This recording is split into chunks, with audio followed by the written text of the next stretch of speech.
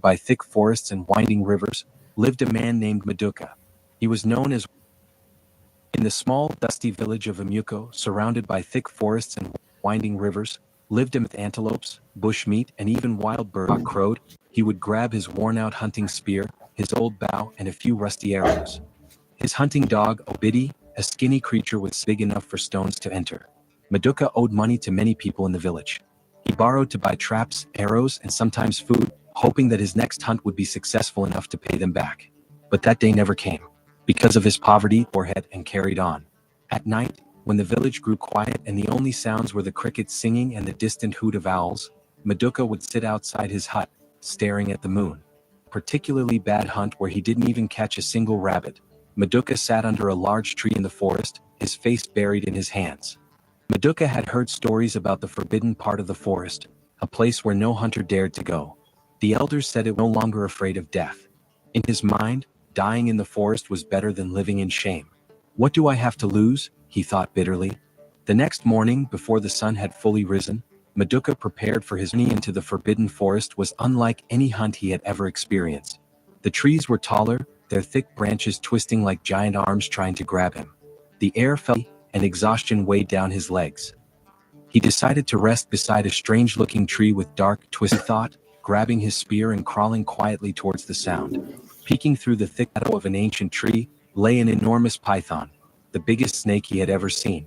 It opened its huge mouth wide and, with great effort, regurgitated a sparkling object that tumbled onto the forest floor. It wasn't an animal. It wasn't even a stone. It was a diamond, a large, radiant gem that glowed like a piece of the sun had fallen from the sky. Maduka's heart raced. His fear of the snake was quickly drowned by the flicking lazily in and out. Maduka's legs trembled as he reached out and picked up the diamond.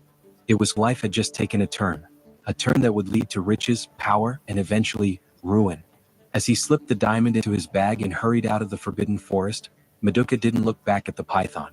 If he had, he might have seen the way the snake's glowing eyes followed him, not with anger, but with dense forest, the precious diamond hidden securely in his hunting bag. The forest felt different now, not just because of the towering trees and eerie shadows dusted his bag, he could feel it pressing against his side, a constant reminder of the treasure he now possessed. His mind buzzed with thoughts. What will I do with this? How much is it worth? Will it really change my life? By the time Maduka reached the outskirts of the forbidden now, the same mud huts, dusty pathways, and bustling market looked smaller, less important. He didn't go straight home.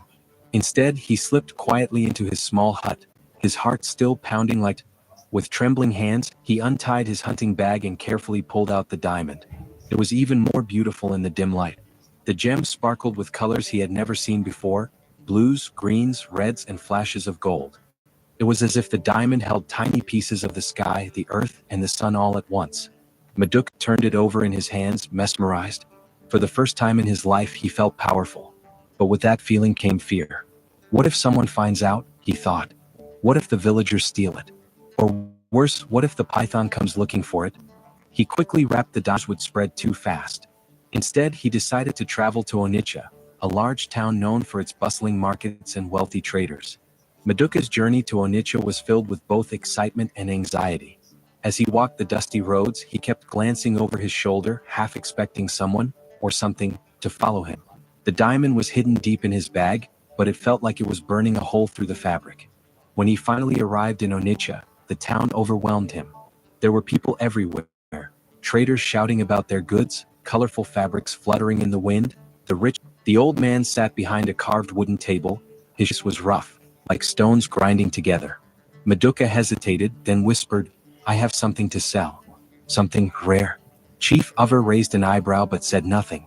Maduka glanced around to make sure no one was watching, then carefully unwrapped the cloth from his bag. When the door he masked his surprise with a calm, serious expression. He picked up the diamond, turning it over in his wrinkled hands, examining it closely. Where did you get this? Chief Uver asked quietly, his voice now softer. Maduka swallowed hard. I found it in the forest, he replied, avoiding the detail. After a long pause, he finally said, This is no ordinary stone. It's worth more than you can imagine. Maduka's heart raced. How much will you pay for it? He asked. Houses, buy land, and never worry about food again. Maduka agreed without hesitation. He didn't even bother to negotiate. All he wanted was to get rid of the diamond and secure his fortune. When Maduka left Onitsha, his bag was heavier, not with the weight of the diamond but with bundles of money wrapped in thick cloth.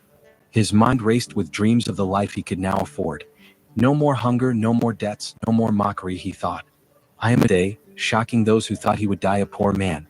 He bought land, built a large compound with strong walls and a shiny zinc roof, the first of its kind in the village. He even hired young men to work for him, treating them like servants. The same villagers who mocked him now praised him.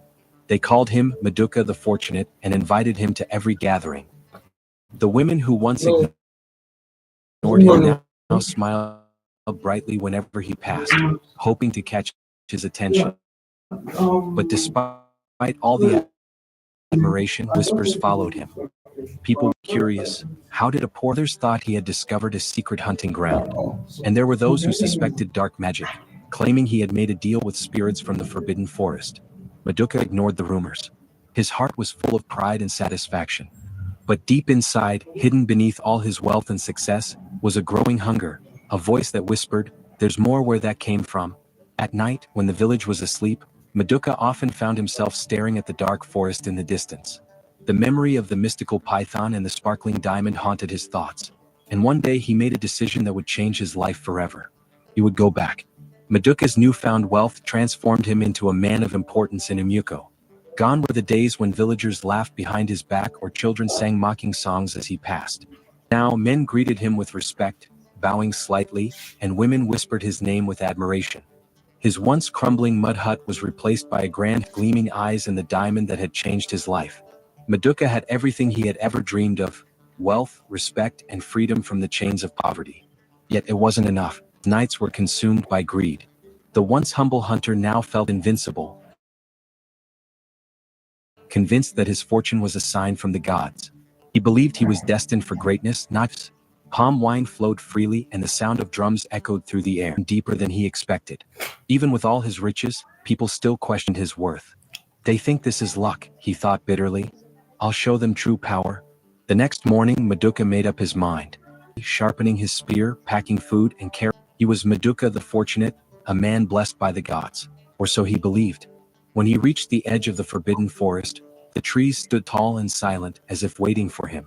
The air grew thick with the same strange energy he had felt before, but Maduka didn't hesitate, clearing where he had first seen the mystical python. The massive snake was there, coiled under the ancient tree, its scales shimmering faintly in the filtered light. Raced, but not from fear. I am not here to harm you. He watched in awe as the python slowly uncoiled its massive body and, just like before, began to regurgitate. And the first tumbled onto the forest floor. The gem glittered like a captured star. Without hesitation, Maduka stepped forward and picked up the diamond. Unlike the first, greater fortune than before. With the money, he expanded his empire, buying vast lands, hiring more servants, and even decorated with fine fabrics, carvings, and treasures that dazzled anyone who visited. Maduka was no longer just a wealthy man. He was a powerful man. He wore the finest clothes, rode on the back of strong horses, and sat among chiefs during important gatherings. His words carried weight, and his name was known far beyond Imuko. The same villagers who once mocked him now bowed their heads in respect, or fear. But wealth is like a river. It flows and it pulls everything along with it.